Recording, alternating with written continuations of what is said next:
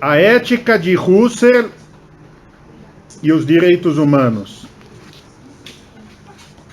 O rapaz da ECA não está aí, né? Vem aqui na frente. Em 1936, Husserl escreveu A Crise das Ciências Europeias e a Fenomenologia Transcendental. De que ciência Husserl falava? Husserl falava da ciência do direito desta faculdade. Qual que é o problema da ciência do direito dessa faculdade? É o que Husserl atacava em Hobbes, Descartes e Kant. É uma ciência naturalista, é uma ciência positivista, é uma ciência dogmática que não tem consciência dos seus fundamentos pré-teóricos. É uma ciência que acha que fala a verdade, mas ela faz como ele fala, um gás de ideias, né? Faz um castelo de ideias, fala que tem um método, só que não tem a essência.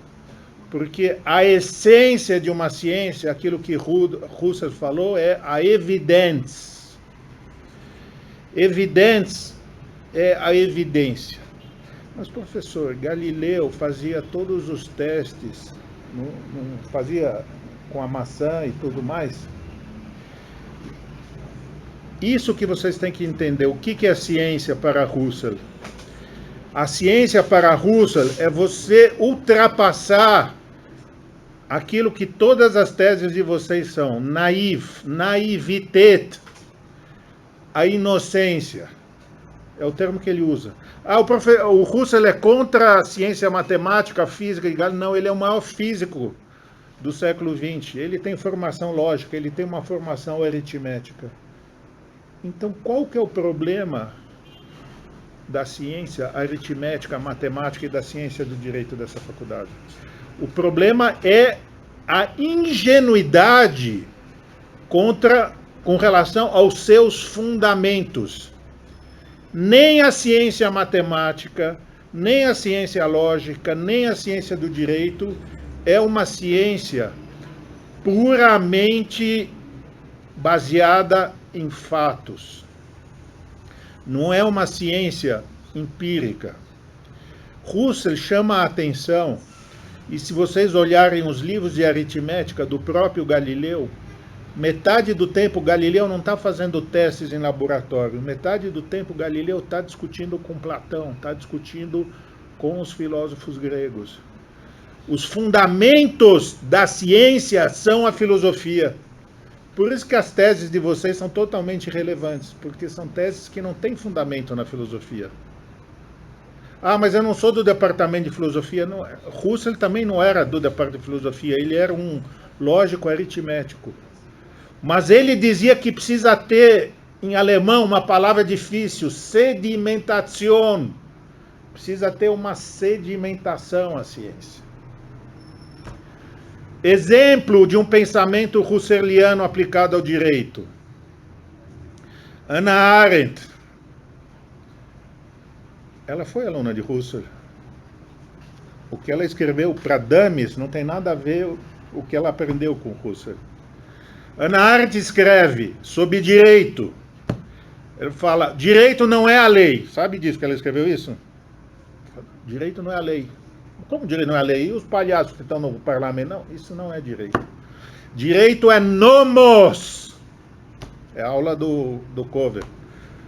Direito não é norma, direito é nomos. Ela escreve isso. Porque a lei é a vontade. Existe algo que sedimenta essa vontade que é pré-teorética, que é pré-científica, que não é a lei. O que sedimenta o nomos? E aí é a verdade sobre o direito. Isso é uma análise fenomenológica que ela faz. Não é a vontade do legislador. O que é, Thales? O que é a categoria-chave para entender o direito?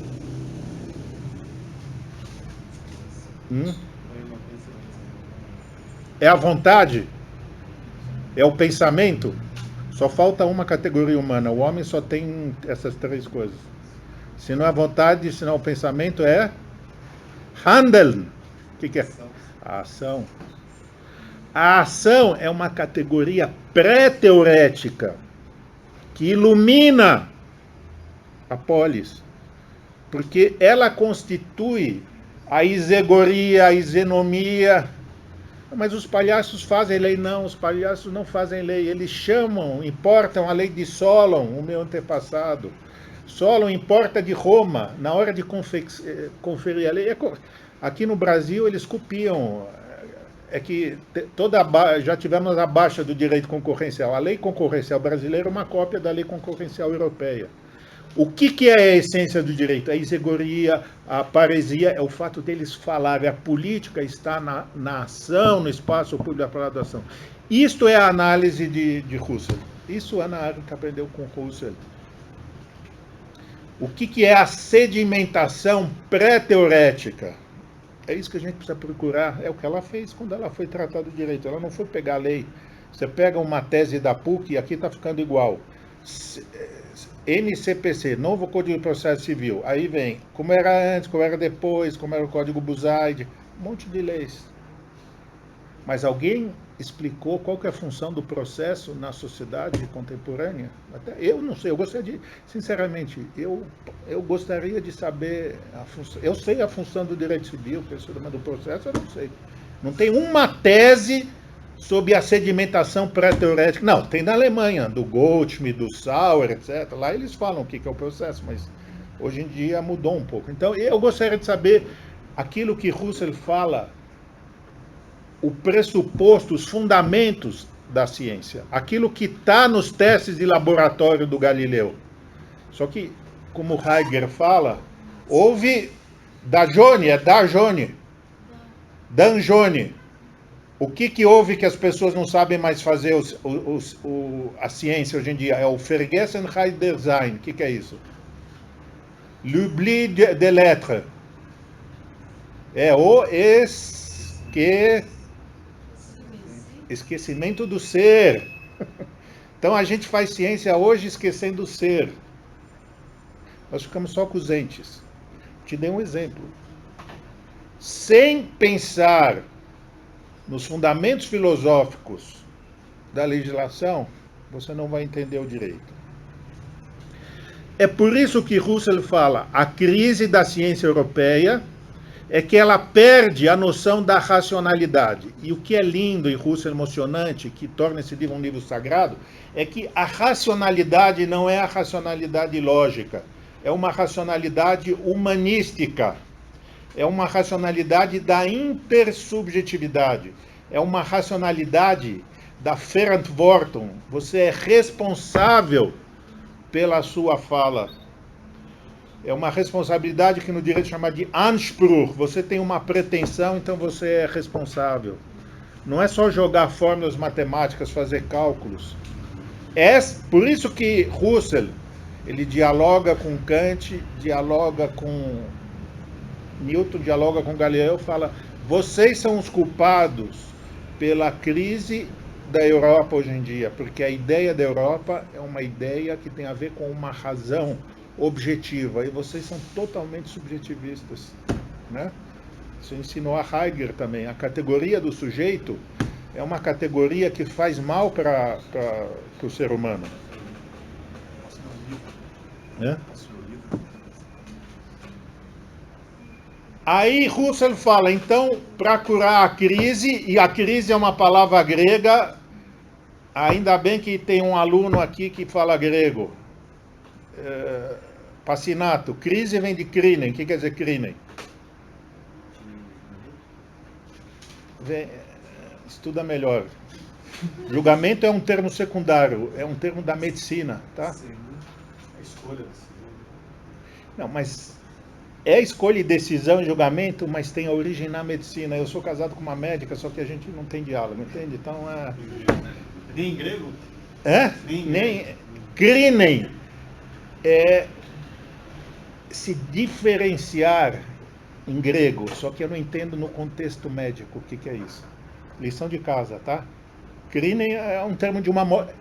Tá ligado à moléstia, tá? Tá ligado à diferença. A crise significa que a gente tem que voltar a Platão. Ah, besteira, você volta ao grego e resolve a crise da humanidade? Não, porque você tem que entender Platão melhor que Platão. Platão fez uma episteme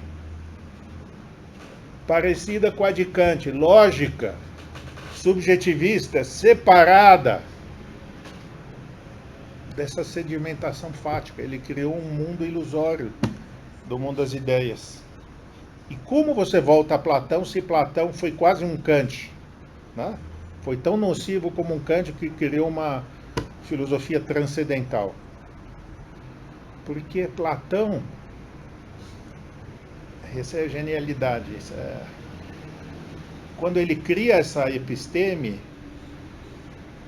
ele faz um antídoto contra aquilo que Husserl quer recuperar, que é o mundo dóxico, o mundo da doxai, o mundo das opiniões. Aquilo que Platão fala que é a doença da filosofia, que são as opiniões. Mas aí é que vem a sabedoria do Husserl. Ele vê que o mundo grego, isso é na aprendeu com ele, não importa Platão como filósofo, importa que Platão é testemunha do que era a civilização grega. A civilização grega era uma civilização dóxica, era uma civilização que a democracia tinha a ver com livre jogo das opiniões, que tinha a ver com o fato de cada um poder falar o que quisesse. Isso causava desgosto no Platão. Mas ele retrata esse mundo da doxa.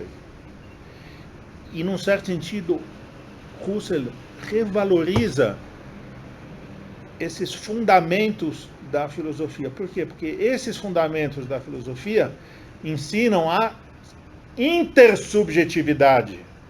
Só no mundo da doxa é que você respeita, tem uma comunicação livre. Se você fala que a minha episteme é absoluta, como Platão fala, você não tem uma comunicação livre. Mas no mundo da doxa, você tem uma comunicação livre. E o que isso tem a ver com direito? Vocês não sabem porque a graduação aqui também não é boa. Kelsen, segundo Amselec, não precisa Amselec falar isso, a teoria pura do direito é uma teoria fenomenológica. Kelsen não está preocupado com os fatos burros da lei. Kelsen está preocupado, está na primeira folha da teoria pura do direito. Was ist Norm? O Tércio, que o Tércio está com 75 anos, ninguém mais teve a sorte de ter aula com ele. Eu tive uma aula com ele. Norm ist eine Sinndeutung. O que é Sinndeutung? Um esquema doador de significado. Isso é Husserl. A norma é um significado normativo, não no sentido da minha ex-nora. Não é semiótico. É fenomenológico. Por isso que eu brigo com o Jackson. Por que você usa uma teoria mecanicista semiótica e não usa a melhor teoria, a fenomenologia? É o maior gênio de todos os tempos e ele acha que... como chama aquele francês lá dá conta do recado? É o Greimmar. Eu falei, significado não é um significado linguístico mecânico. É o Sinndeutung. É aquilo que Husserl falou. É o significado da intuição. Você intui as essências, a eidética. Você faz a intuição das essências. Kelsen, eu estou tentando justificar por que Husserl. Kelsen é fenomenologia. Amselec falou isso. O Kelsen falou, não, eu não tenho nada a ver com fenomenologia, porque a fenomenologia é conservadora. Isso é uma outra discussão, tá? Que a gente pode fazer. Por que normalmente a fenomenologia é taxada como apolítica? E quem gosta da emancipação da sociedade não busca a fenomenologia. Por quê? Porque não lê Husserl. Porque Husserl fala dos direitos de liberdade. Uma aluna de Husserl, que ficou freira, Edith Stein, freira e santa, escreveu um livro com base em Husserl chamado Über den Staat, sobre o Estado. E lá ela fala de direitos humanos, fala do direito da liberdade religiosa, que se contrapõe ao Estado, com base numa categoria fenomenológica que se chama Einfühlung, A Einfühlung é a empatia. Empatia não é uma coisa sociológica, não é uma coisa psicológica. Husserl é contra a psicologização dos fatos. O direito não é psicológico, o direito é a intuição das essências. E a base dos direitos humanos é a Einfühlung, a empatia. Mas os nihilistas, Nietzsche, falam que existem valores incompatíveis. Com base na fenomenologia, Max Scheler, aluno de Husserl, escreve um livro que tem na faculdade e ninguém abriu, se chama O Formalismo da Ética e a Fenomenologia.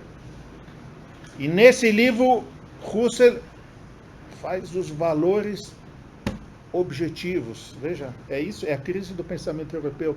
Não tem mais objetividade, só tem subjetividade. Tem fascista falando uma coisa, o comunista falando uma coisa, ninguém se entende. Não, Scheler falou que existem categorias objetivas, éticas, valorativas. Até o Habermas, da Escola de Frankfurt, aprendeu com ele, que não é difícil. O que é as categorias lógicas? Categorias do Einfühlung, segundo Scheler. Então ele parte numa hierarquia de valores, e ele parte, por exemplo, existe controvérsia sobre tudo, não existe?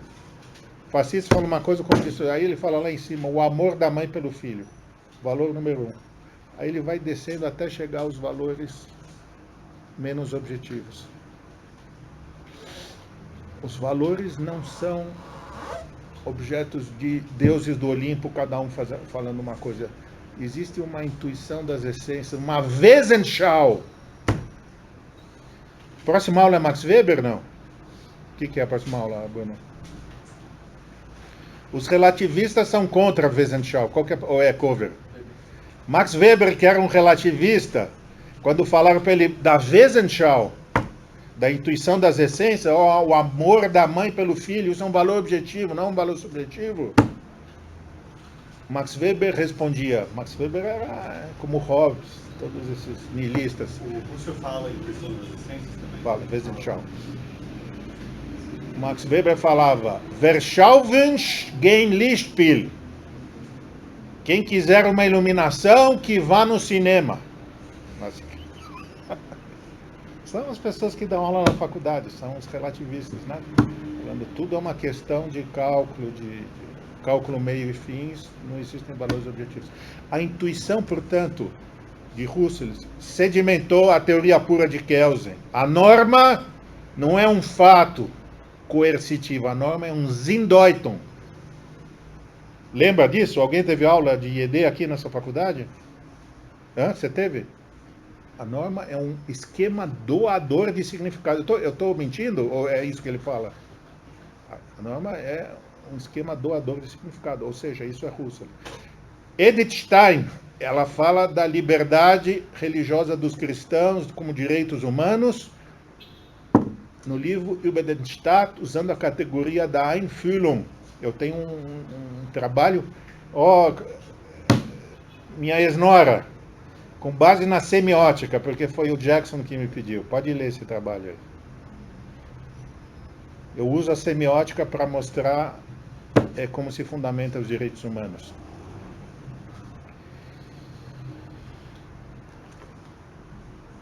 Na arte do romance, Milan Kundera. Eu dou na graduação essa aula, mas para vocês eu dou mais fácil, porque é Law and Literature. Lá, então, para vocês, senão fica muito pesado ficar falando de literatura aqui. Arte do romance. Ele fala o seguinte: a Europa está em crise porque não existe mais espiritualidade. Mas a espiritualidade, para Kundera, que é um escritor, ele fala, a espiritualidade está em Cervantes, que é o fundador do romance moderno, está em Hermann Broch, autor dos Sonâmbulos e do Morte de Virgílio. Aí essa aula que eu dou na graduação, a gente vê cada um desses livros, que é uma trilogia, e tenta relacionar com o direito.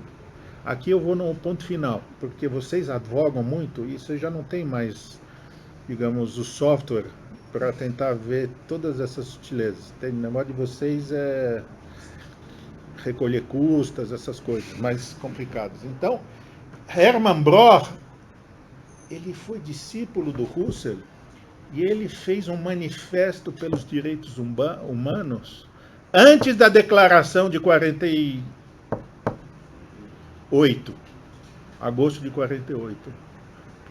Porque ele aprendeu o que com Husserl? Essas coisas que a gente falou.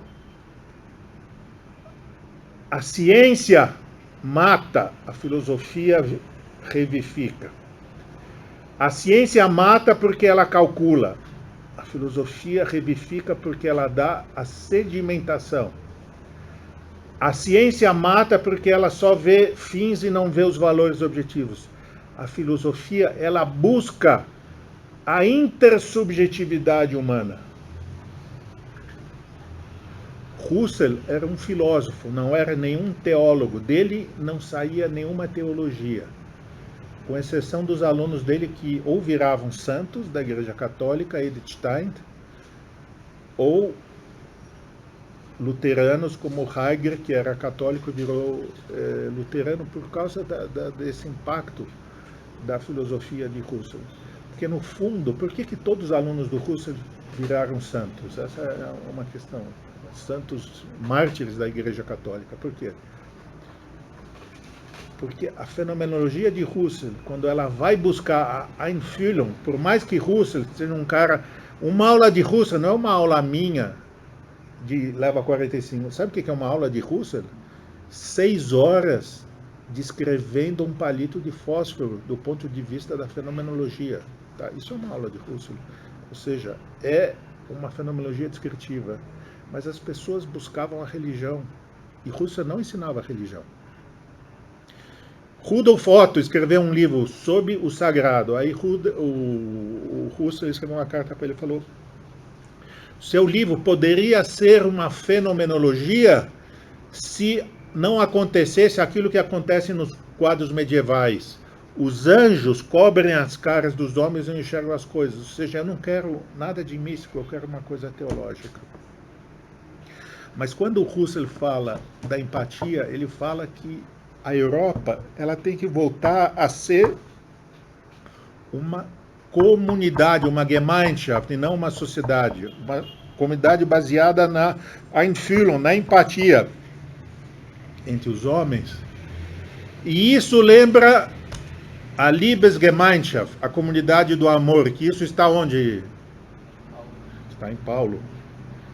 Husserl era luterano.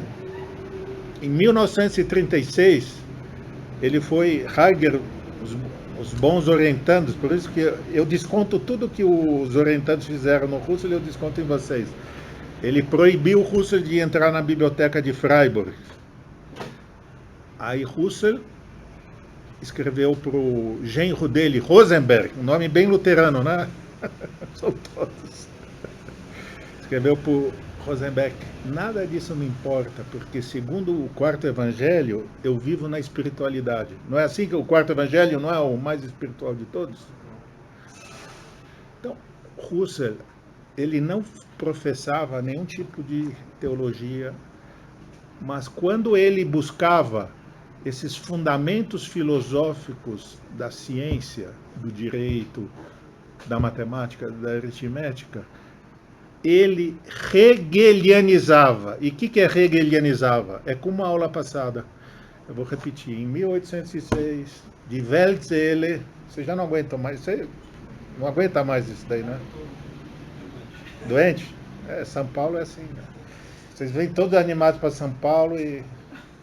1806 passou de Weltzelle, a alma do mundo na frente do Hegel, e ele falou: a história terminou. A história terminou em 1806? Sim. Por quê? Porque Hegel voltou a Aristóteles, apontou para Cristo, que apontou para Napoleão. Esse é o Aufhebung, é o jogo dialético. Assim também Husserl. O que falta na ciência, falta historicidade. Mas a historicidade da época de Husserl é uma historicidade do relativismo. Então você tem o Dilthey, que fala tudo é Weltanschauung, tudo é cosmovisão. Então tem o professor que ontem foi na televisão e falou não é impeachment, não é golpe, porque a economia vai ficar boa. Vocês não viram o Globo News? Golpe News? Não, achei interessante. Meu colega de departamento falou assim, ó. Analisem a história do direito. Todos os presidentes fizeram a mesma coisa, decretos e pedaladas. Quando a economia, aí a parte que eu não entendo que é economia, né? Quando a economia não cresce mais que 5%, aí tem impeachment. Não, isso foi falado, mas isso faz sentido, é o que ele falou, é verdade. Numa análise sociológica e econométrica, ex post facto, é isso que acontece. Então o problema não é o direito, os seus fundamentos jurídicos, a questão é a consequência econômica. Porque todos fazem as mesmas práticas, mas se a ação resulta numa crise econômica, aí não é golpe. Então, Husserl fala o que falta na Europa, porque a Europa está em crise, porque não tem telos. Depois eu vou te passar a palavra. Telos quer dizer fim. E fim é uma palavra grega. Mas Husserl não faz isso que os meus filósofos também não fazem. Ele não fala, então vamos voltar à teleologia grega. Vamos falar da eternidade do ser humano. Não, ele faz isso e como Hegel ele fala, o telos é uma Liebesgemeinschaft. Aquilo de que Paulo falou, da comunidade cristã primitiva. A base do direito é amor, justiça é amor, isso é blá blá blá, isso é poesia. Aí Husserl fala uma coisa fantástica que está aí. Ele fala, a história da humanidade não é como Kant fala, um romance. A história da humanidade é Dichtung, é poesia. Hermann Broch, com base na fenomenologia, nessa intuição da essência, ele faz uma minuta da declaração da ONU, submete a Frau Roosevelt, porque quem manda sempre são as mulheres, mandou para a mulher do Roosevelt, esqueci o nome dela, Eleanor Roosevelt, e ela convence o marido a fazer esse draft passar nas Nações Unidas. Porque todo mundo lê Husserl, ele fala, ele é apolítico, ele só fala em intuição das essências, ele nunca fala do Estado, não fala, mas os discípulos dele, Kelsen, Edith Stein, Max Scheler, Hermann Broch, o romancista, eles perceberam que Husserl estava falando não só da crise da ciência europeia, matemática, aritmética, mas também da crise do direito. O direito está em crise porque não tem ação, não tem doxa, só tem a vontade do legislador. Não tem telos. Você entra lá, falaram que parece um hospício aquele Senado. Não tem telos lá, não tem uma finalidade. Husserl ensina que a razão ela é objetiva, não é subjetiva. A aula que vem nós vamos ver com Max Weber que tudo é negado, mas eu acredito que Husserl deu uma técnica, que não é um método, para vocês pensarem o direito. E vocês não gostam de pensar o direito como Husserl. Então acontece como estava na banca, que eu falo para os meus orientandos, vocês têm que estudar Husserl e Heidegger. Aí eles estudam Adorno, Escola de Frankfurt. Aí tudo bem. Mas eu quero que o professor Tércio esteja na banca. Eu falei, olha, é bom não convidar o professor Tércio, que ele é bravo. Não, mas ele é uma estrela. Tá bom. Chamou o professor Tércio. Aqui, ó, o que o professor Tércio cobrou do meu aluno. Eu, no fundo, eu gosto quando vocês são maltratados, porque vocês não me obedecem. Aqui, ó. Körper als Leibs und Geist. O corpo, é isso que o professor Tércio falou, como corpo e espírito. Só que aí precisa ler Husserl. Essa unidade do corpo, como, eu não sei como se fala em português. O professor Tércio falou, Você vem com o hinduísmo, com a filosofia tântrica, mas Heidegger é muito mais radical. Russell é muito mais radical porque ele já tem essa visão monista da visão grega, que existe uma unidade entre o corpo e o espírito. Porque isso que o Milan Kundera, você não gosta? Os alunos da graduação gostam, você precisa ver. Por que o Milan Kundera é legal? Porque ele descreve cenas absolutamente mecânicas de relacionamento humano, de uma brutalidade, tá? Até no relacionamento afetivo.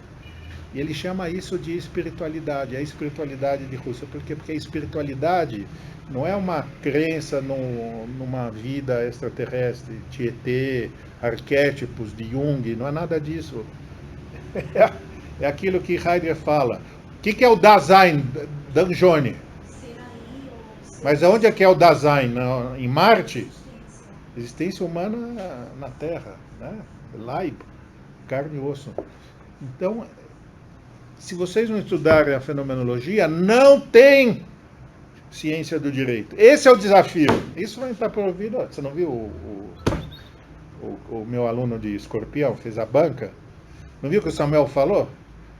Até o dia da banca eu não entendia, porque eu adoro ele, mas eu falava uma coisa uma vez. Eu falei, ele nunca faz o que a gente pede, sempre faz o que ele quer. Ele é um gênio, mas não fez a fenomenologia que eu pedi.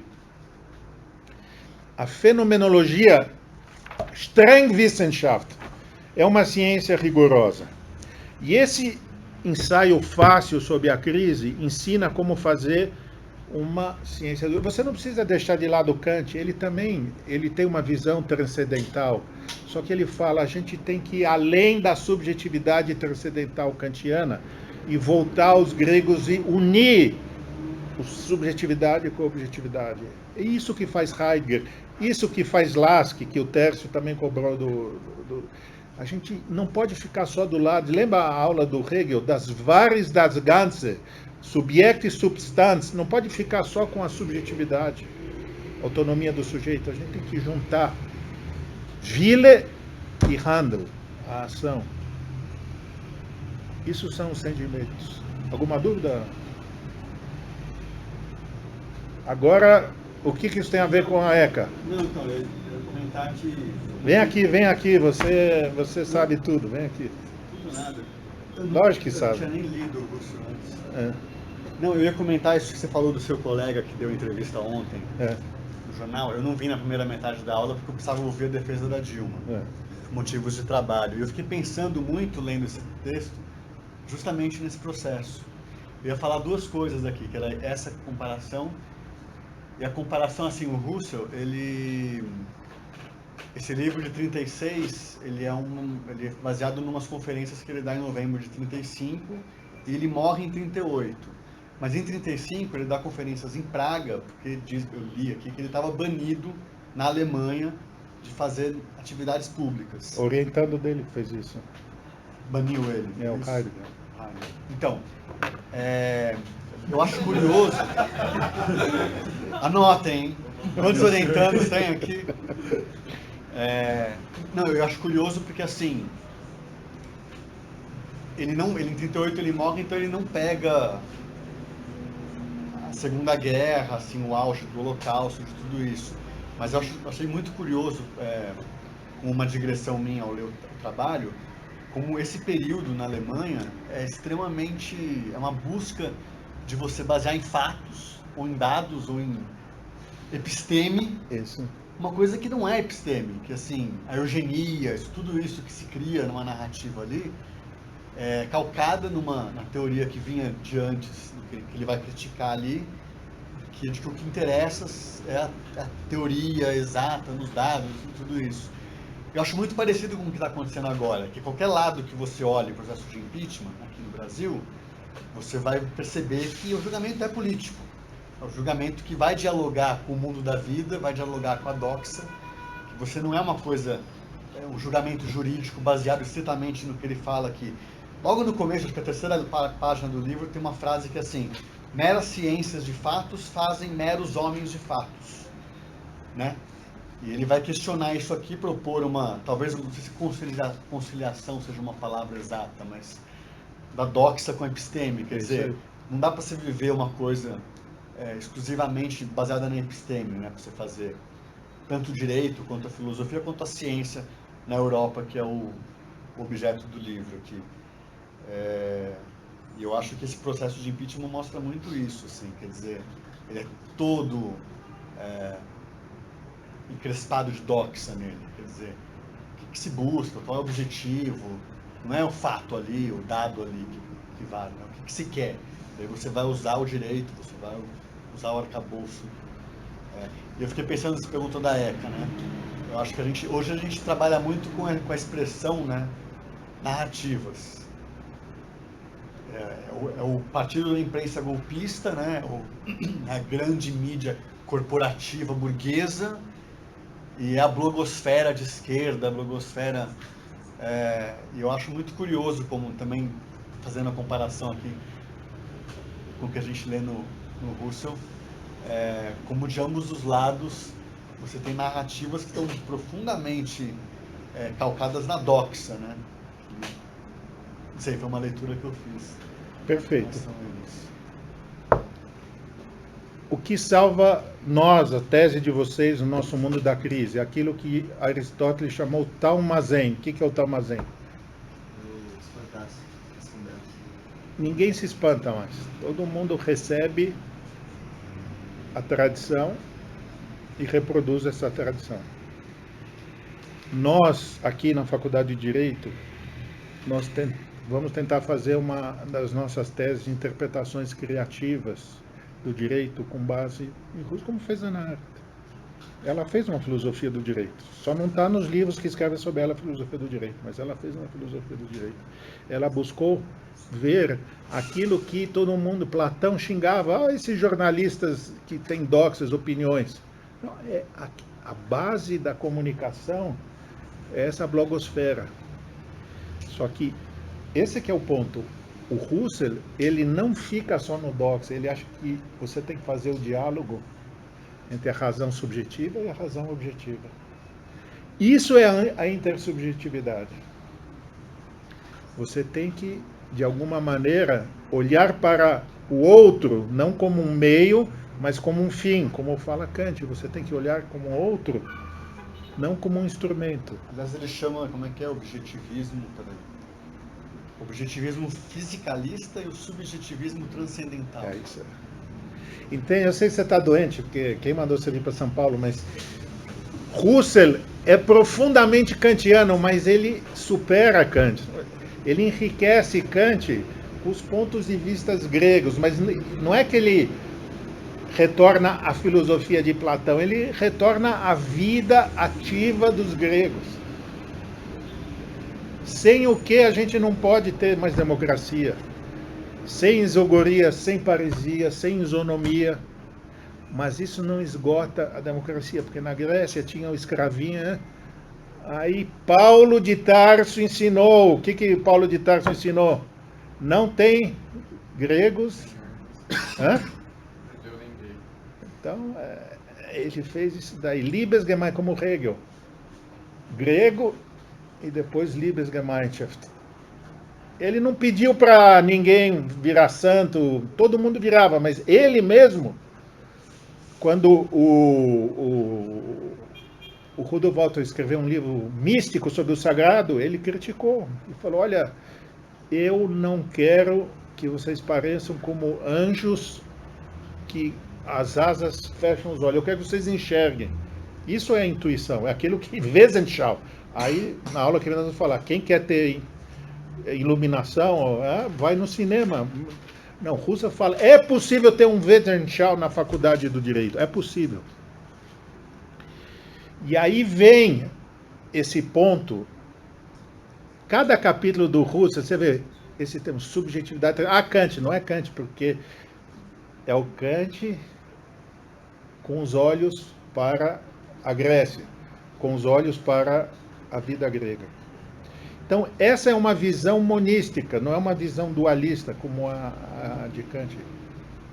É a mesma visão de Heidegger. Eu sei que por razões políticas, né, fechou a porta, o orientando fechou a porta na cara do orientador da biblioteca. Mas o que Heidegger fala do esquecimento do ser é a mesma coisa que Husserl fala aqui nessa crise. A Europa está morrendo por falta de uma ética. E essa ética não é uma ética da subjetividade transcendental. É uma ética que une a subjetividade com a objetividade dos gregos. Tá? E com isso eu não tenho um método, mas eu tenho caminhos, eu tenho sendas que nós podemos buscar. E aí o Hermann Broch fala, um romancista, tá? Eu não vou entrar nos detalhes, ele faz uma minuta... Você falou assim, lembra porque eu falar da morte de Virgílio? É, isso aí, fala. Não, você falar. Me lembra de falar da morte de Virgílio. Então, foi só um pedido. Não, na aula da graduação, a gente fica... É que lá, pessoal, literatura para eles, quando o Husserl fala que isso é Dichtung, o pessoal ainda, antes de começar a advogar, ainda tem uma ilusão que direito pode ser Dichtung, mas depois que começa a advogar, aí não faz mais sentido falar direito é Dichtung, né? É como meus colegas do departamento, não, o professor Ari só fala de poesia, isso não é direito. Direito é Dichtung, tá? No sentido que o direito é poiesis. Que o direito é poiesis não significa que poiesis, os gregos falam que é a carpintaria. Só que a técnica grega não é uma técnica que você olha para um fim. Husserl fala que vocês têm que fazer uma tese boa. Ele fala que a finalidade é infinita. Você já viu uma... Eu não vou falar... Você já viu uma tese da PUC, como é que é? Além de ser ruim, depois tem um sumário, que é pior ainda. Aí eles fecham. A coisa já é ruim.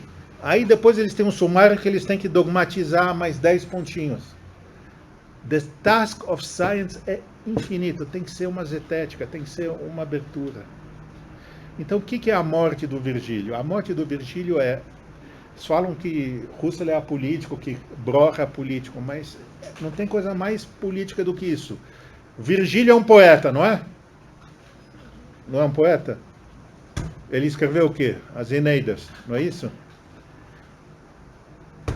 Virgílio viveu na época do grande imperador que nós gostamos, que sofremos lá com ele. Qual é o imperador? O maior imperador de todos os tempos, Deus, César Augusto. Vai lá. Não era fácil, não, tá? César Augusto. Aí ele chegou lá no porto de Brindisi por Virgílio e falou: você tem 24 horas, não é isso? Para terminar o livro, senão você vai ser morto. Aí ele fez essa poiesis que é em 24 horas. Isso mostra as últimas 24 horas da vida do Virgílio. Isso daí é o que está no livro do Psotércio. Como é que chama o livro de introdução dele? Técnica, decisão e dominação. Poiesis é técnica, tá? Poiesis é técnica. É uma das virtudes... como é que Aristóteles chama? Então, 2 tipos de virtudes. Virtudes dianoéticas e... Esse é bom. É uma virtude dianoética. Exatamente. A Prakten, a poiesis. No livro do Psotércio, você vê ele falando de direitos humanos? Ele fala de direito como tecnologia, né? Você viu na banca dele, né? Ah, você não estava na banca? Quem estava na banca? Ah, você viu? Os exemplos de direito que dá o Psotércio não são os exemplos de técnica. Qual que é o exemplo que ele deu? Não lembra? Ele falou, o mundo do direito econômico hoje tem um consultor de direito econômico que pega os clientes dos bancos, pega a senha do Itaú Digital, o cliente passa para o consultor de direito econômico e o consultor do direito econômico faz as aplicações. Aí, do ponto de vista jurídico, quem é a responsabilidade? Aí a questão, quem que é sujeito, quem que é objeto, quem que é... Né? Quem que é o cliente, afinal? Se o cara pegou a senha, é ele que faz as aplicações. Então vocês vejam que isso não é técnica, isso é uma tecnologia. Até o Psotércio, ele anda de iPhone, ele é todo assim, ele explicou, ele falou, isso não é mais, vocês lembram que ele falou, o direito virou o quê? Não é uma plataforma, um sistema. Ele usou um termo da cibernética para dizer que não tem mais direito clássico, não tem mais sujeito de direito. O cliente é quem? O cara que está com a senha que faz tudo ou o cara que passou a senha? Lembra que ele falou o que criou o direito? Ah, tá bom. Então, o direito é um sistema digital. Isso é a crise, Software. é um software. Não, ele usou um termo perfeito da cibernética que mostra a tese dele do livro. O direito como algo manipulado. Mas isso é um bug. Hã? Pena que o depoimento dele não foi gravado.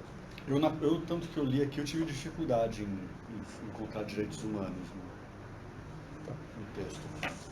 Como é que surge direitos humanos na crise? Direitos humanos surge como em Kelsen. Kelsen escreveu uma carta em 30 para o Husserl, falando, você é o maior filósofo da Europa. Você já viu o Kelsen citar Husserl? Não. Você já viu Kelsen defender direitos humanos na Rainer Schlera? Não. O Kelsen, na prática dele, o que ele era? Ele era escritor ou ele era um militante de direitos humanos? Ele era presidente da Suprema Corte da Áustria e ele foi demitido porque ele tentava implementar direitos humanos na Áustria. Isso que é Husserl. Sob a aparente apoliticidade de Kelsen e Husserl, nós temos autores que mostram, esse é o diagnóstico da Europa. Isso é um diagnóstico de uma crise. Crise, você vai pesquisar para mim, é uma moléstia. Eu, como cientista, não cabe a mim fazer a terapia. Mas você juntando todas as minhas categorias, Doxai, Episteme, Einfühlung, intersubjetividade, Rechtfertigung, justificação e Anspruch, pretensão, você juntando tudo, você vai chegar à conclusão que você tem que fazer o quê? Ela falou. Você tem que buscar a vontade do direito? Não. O que você tem que buscar? A ação, handel. Você privilegia a ação. Não porque ele está falando, leiam o meu livro e vão lutar pelos direitos humanos. É porque crise é um termo médio. Você tem aqui o diagnóstico. E a terapia, o homem lendo isso daí, ele sabe que é uma balela quando falam na televisão que o que importa no direito é a economia. Porque ontem foi a mensagem da Globo News falando isso. O que importa é a economia.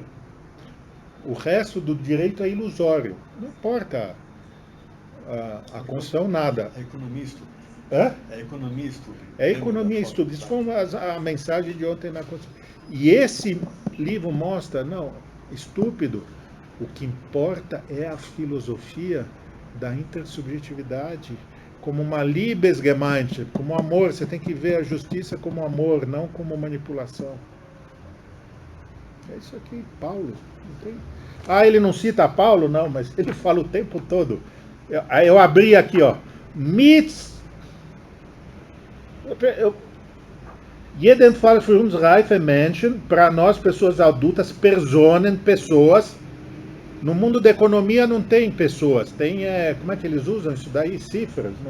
A ideia da personalidade já é um antídoto revolucionário. Devia von einer vergebenen Welt und Welt für alle sprechen. Nós falamos um para os outros, é intersubjetivo. Eu abri aleatoriamente. Und reife Menschen als Mitsubjekte. Homens maduros como Mitsubjekte. Sujeitos com, não sei como se fala isso em português, mas é o meu concidadão. Tá vendo? A ideia da cidadania. Hat diese vorgegebene Welt eine wirklich teleologische Geschichte. O mundo tem que ter uma cara teleológica. Teleológica é fins, a gente tem que buscar os fins, tá? Não o cálculo. Os fins, não os fins calculistas, mas os fins humanistas.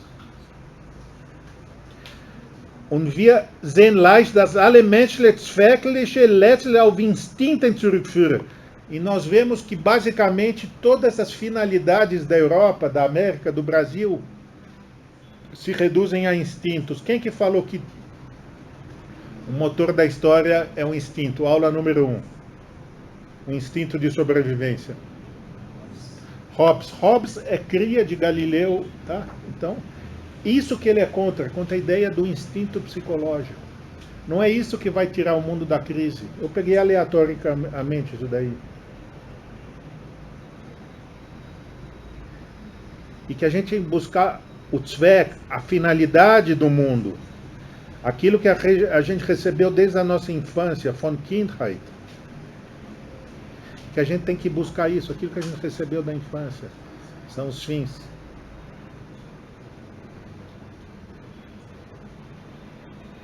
Isso é a ideia da sedimentação.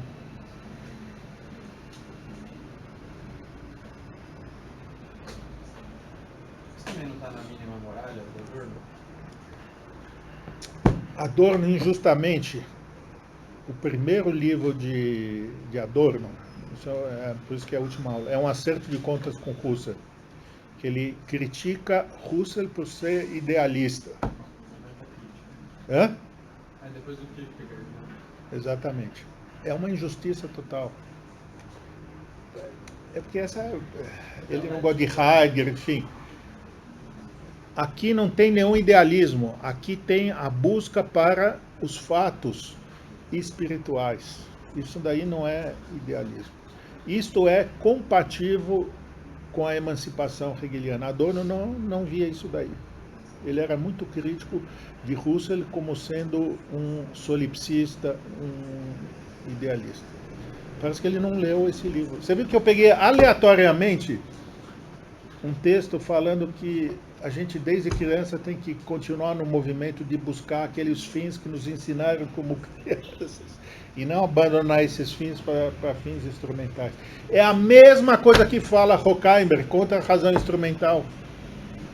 Até o rapaz que escreve a Introdução da Edição Brasileira, ele compara, não sei se parece propositadamente, com a dialética do esclarecimento, quando ele fala que a crise, na verdade, é precisar os erros. Eu acho altamente compatível, apesar do Adorno ter colocado a boca no trombone. Mais alguma coisa? Você pegou bem Husserl, para quem nunca leu, Husserl é atualíssimo. Ele ensina como sair da crise. Ensinou a Heidegger como fazer filosofia, ensinou a Arendt como fazer. Você nem sabia, né? Que ela assistia aula com ele? Eu sabia? Mandava para o Brasil. É? E a biografia, uma biografia. Talmazen, tá certo? O que diz Aristóteles? Tudo. É?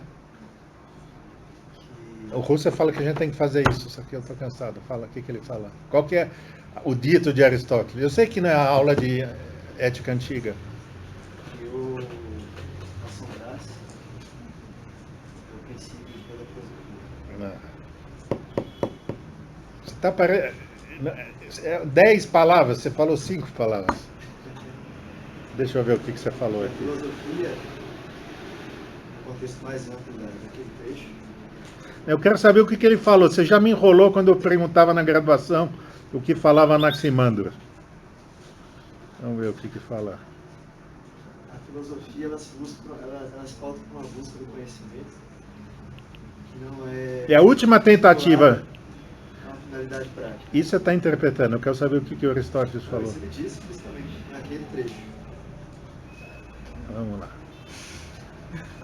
Não no trechinho menor que o senhor mandou, mas. Não, aquele trechinho menor. É a minha última tentativa de dar uma tese de fenomenologia para vocês.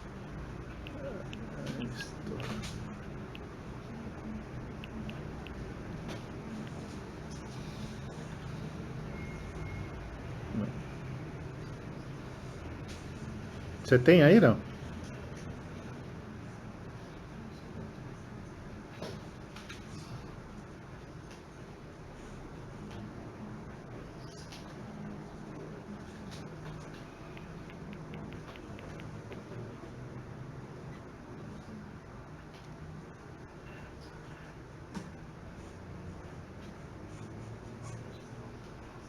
Tem.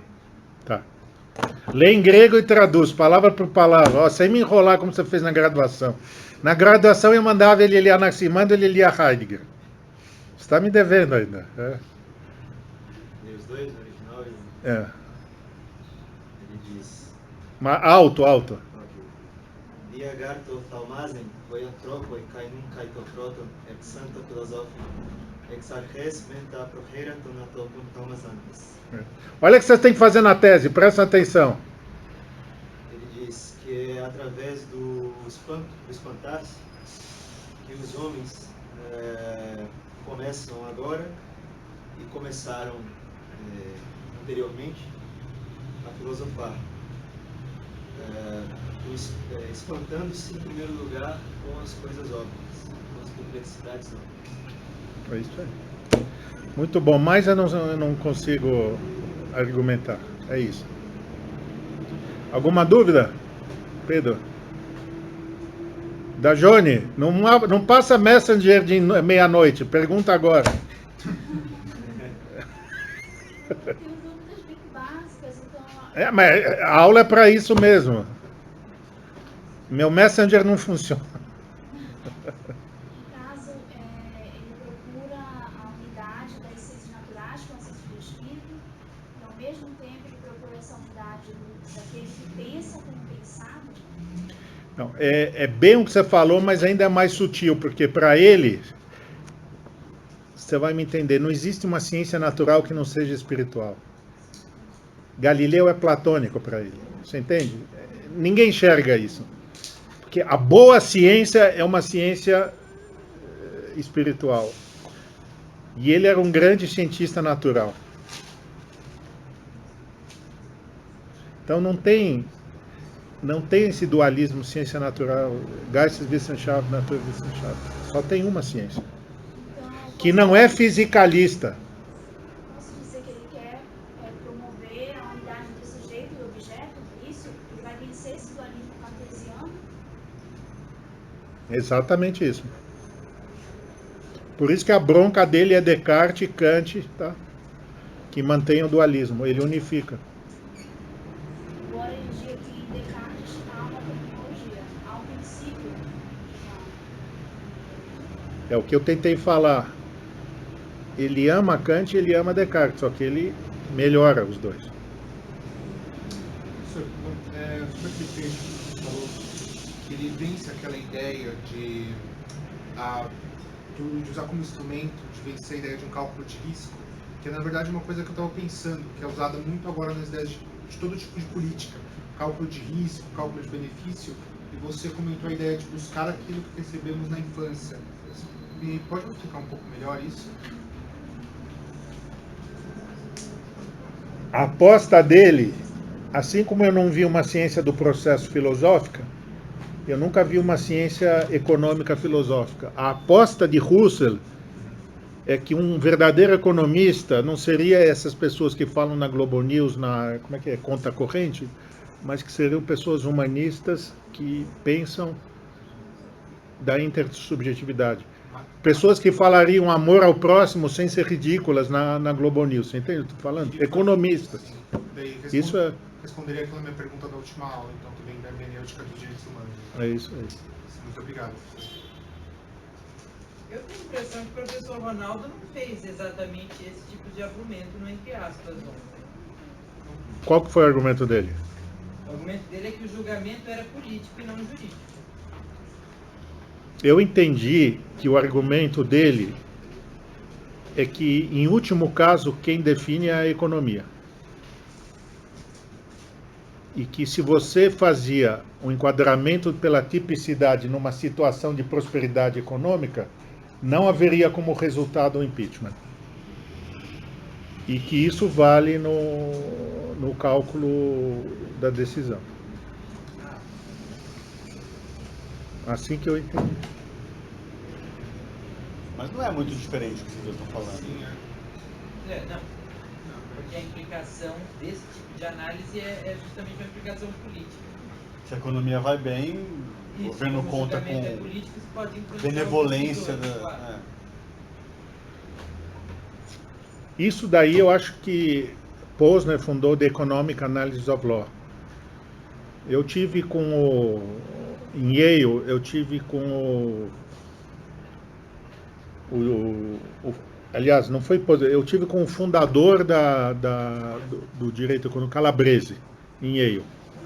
E ele, como todo italiano, no departamento de filosofia do direito é difícil ter uma intersubjetividade, mas lá em Yale eu consigo chegar para o Calabrese e falar exatamente o que eu falei na aula de hoje. Desse jeito que eu falei. Falei, o fundador, Calabrese, isso em Yale, eu falei, o senhor escreve livros, assim que eu falei para o Calabrese, isso é impensável aqui no Brasil, porque no Brasil você tem que dar todo o tapinha nas costas. Né? Agora, em Yale eu cheguei, Calabrese, desse jeito, num congresso em Yale, sobre contratos. Aliás, ele veio falar comigo, porque, Papo reto. como todo italiano, ele veio, eu tenho parentes no Brasil, tudo bem. Aí, eu não gosto de falar se o tempo está bom ou não, eu gosto de falar de ciência do direito. Aí eu falo, oportunidade única. Eu li livros do Calabrese sobre as igrejas de Veneza. Eu falei, o senhor tem uma cultura europeia fantástica, o senhor é um humanista, o senhor escreve livros sobre as igrejas da Itália. Como é que o senhor fez esse negócio chamado análise econômica do direito, baseado no cálculo utilitário? Aí ele me deu uma resposta que até hoje eu acho válida, mas é incrível. Ele falou, "That's what universalism means in America." É assim que eu consigo ser universal nos Estados Unidos, com uma análise econômica do direito. Ou seja, ele tem os valores universais europeus, mas nos Estados Unidos ele não conseguiria fazer uma interpretação do direito do jeito que ele escreve os livros dele sobre arquitetura. Ele tem que fazer uma análise puramente econômica do direito.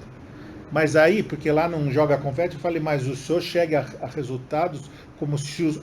Porque o senhor conhece filosofia. O senhor eu chego aos mesmos resultados. Só que eu uso o método da análise econômica do direito. Isso que ele me falou. Que ele poderia escrever a mesma coisa usando a ontologia metafísica que ele conhece, mas ele fala que nos Estados Unidos ele não conseguiria fazer isso daí. Bom, mas outros autores conseguiram utilizando outras ferramentas, por exemplo, o Dworkin,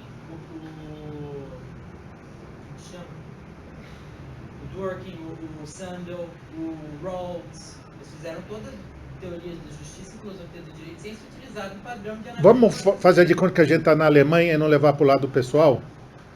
Eu tenho uma lista negra que não tem mais do que 3 autores. Você colocou os 3 lá. Não, mas sério, sem levar para o lado pessoal. Eu te juro. Eu venho dessa escola europeia da filosofia. O livro do Sandler, eu invejo o sucesso editorial do livro do Sandler. Mas é exatamente aquilo que Husserl combate. A gente tem que pegar Kant e acrescentar a filosofia grega. O que faz o Sandor? Ele é um kantiano excelente, só que ele torna aguado o Kant. Entende? O Dworkin é a mesma coisa. Tem uma base hermenêutica em Dworkin que eu acho fantástica. Tem uma base filosófica em Dworkin que é fantástica, mas parece que para efeito de universalizar, ele tem que aguar um pouco isso daí. Tem que dissolver o conteúdo filosófico. Então, eu vou... No meu programa, depois do Weber, tem um autor chamado Culver, certo? Robert Culver, ele morreu com 43 anos. E no ensaio sobre direitos humanos, ele critica Dworkin. E aí eu vou reproduzir,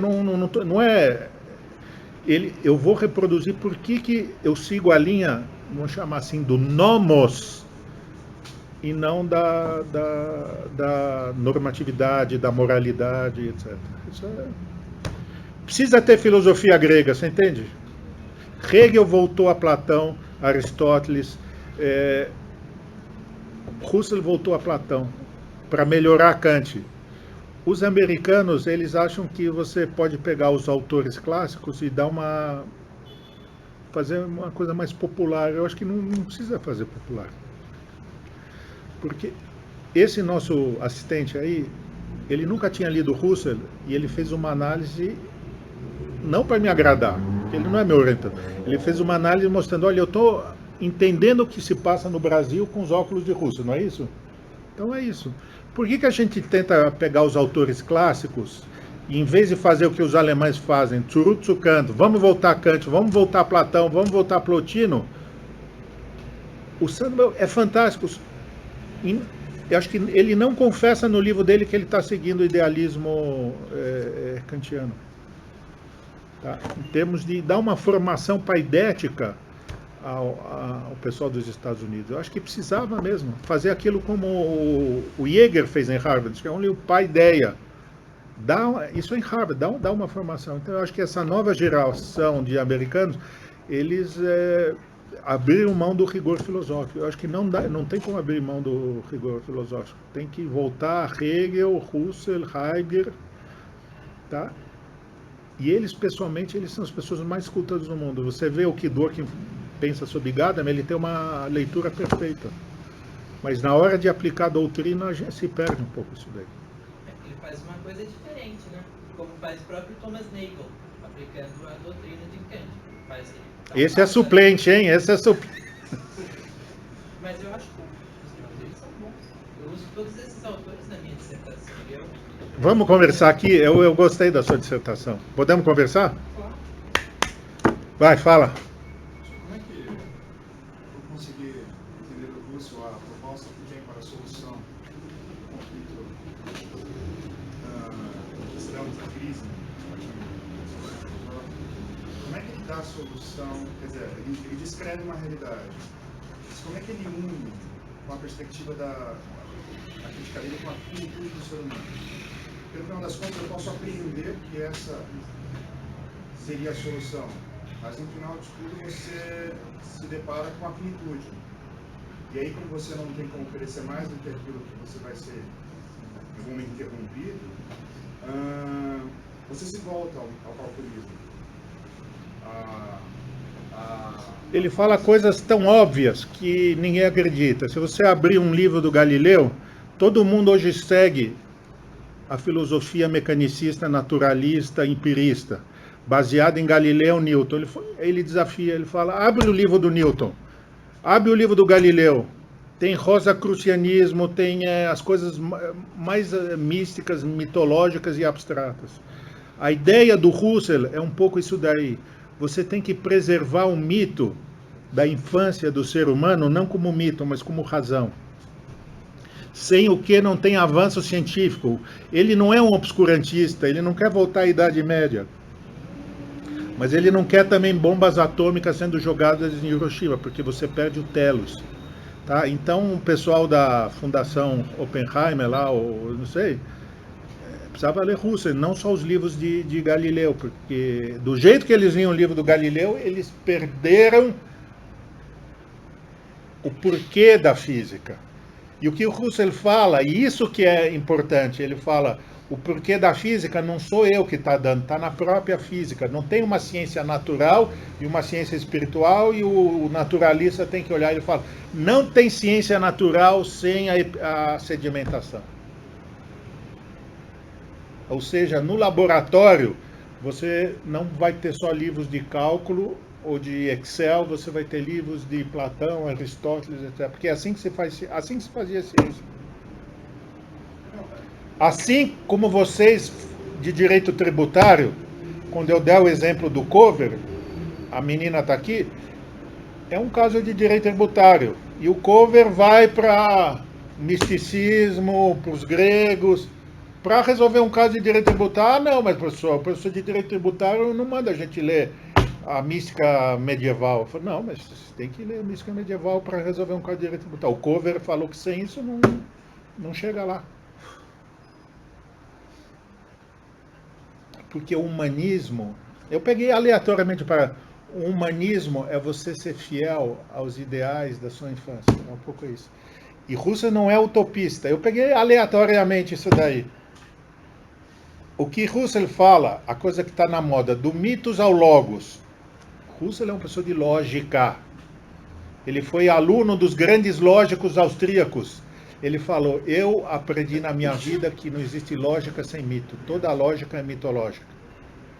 E ele não gosta de mitos, ele é um lógico. E ele percebeu que a crise da Europa é você perder os mitos fundadores. Hannah Arendt. Você não vai saber o que é autoridade se você não souber o que é Roma. Não é isso? Senão você vai ser autoritário. Porque você tem que ver quais são os mitos fundadores. A Hannah Arendt, ela acredita em Papai Noel. Não é que ela acredita em Papai Noel, mas é a sedimentação cultural dos mitos. A gente tem que ter essa ligação com o passado. Fala. Eu tenho um livro do Husserl que é sobre lógica, bem curto. Juízo e... é isso, né? Não sei se é isso, que é sobre lógica e eu acho... O único que eu tive acesso, que eu li e estudei com um grupo, e eu vi que ele era muito parecido com o Kant. Assim. Eu acho que ele não era, a fenomenologia não estava ainda nesse livro. Eu acho que é um momento depois. Não, o Husserl, ele era anti-kantiano de carteirinha.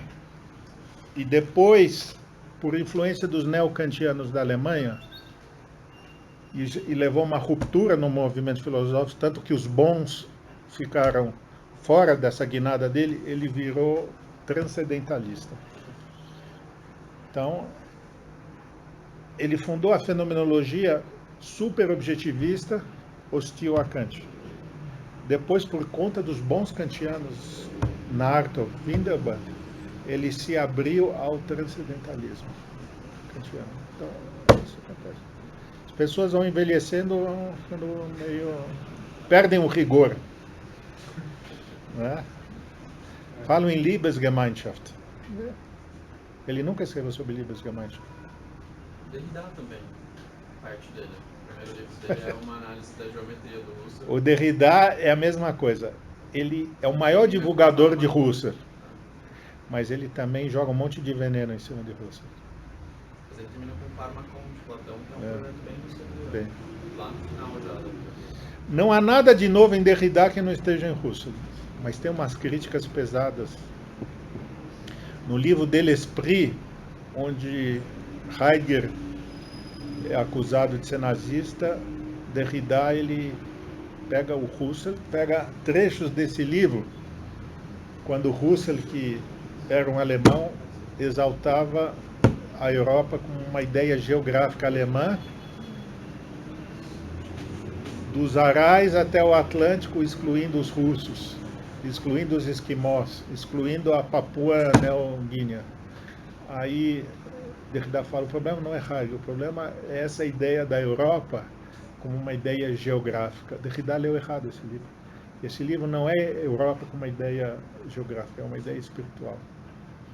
Mas ele é um discípulo de Husserl que critica bastante Husserl. Mais alguma dúvida? Nada de Messenger à meia-noite. Ó, ela me acorda meia-noite com professor Heidegger no caminho das florestas.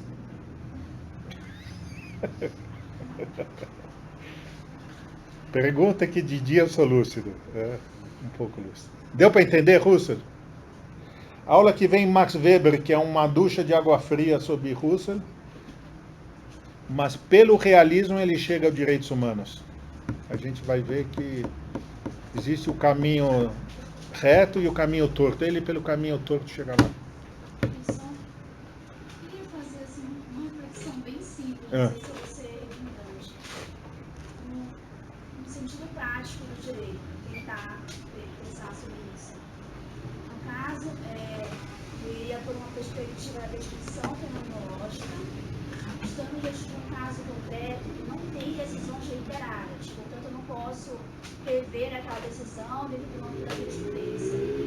Então eu chegaria diante desse caso concreto e por esse autor, eu iria procurar suspender os meus juízos, que é a redução idética que ele propõe. Eu iria procurar me desfazer de todas aquelas opiniões da minha vivência, e daí eu iria poder chegar à essência daquele fenômeno jurídico. Assim que ele propôs, tem um caminho de metodologia jurídica sobre isso, que é exatamente isso que você falou, que é o braço direito de Kelsen, chamava Schleyer. E ele escreveu um livro chamado Interpretação das Leis. E ele pega vários casos da corte austríaca e faz esse tipo de interpretação. A única coisa que faltou você falar é que você busca o telos, tenta intuir qual que é o telos do caso. E o telos geralmente está ligado à Grundnorm, a norma fundamental. Então, no caso, se eu fosse relacionar isso com o direito e a prática, vocês têm que ler Schleyer, tá? Schleyer. não é como um sistema fechado. Não. Seria o direito, mas seria o direito como criação. Por isso que você falou da É por isso que direito como... infinitas é uma tarefa infinita. Obrigada. Eu só tentar entender melhor essa relação. Aula que vem, Max Weber. Quem que vai fazer um comentário brilhante aí como colega? Quem que é? Max Weber é do mal, hein? Ele é do mal. Vamos conversar?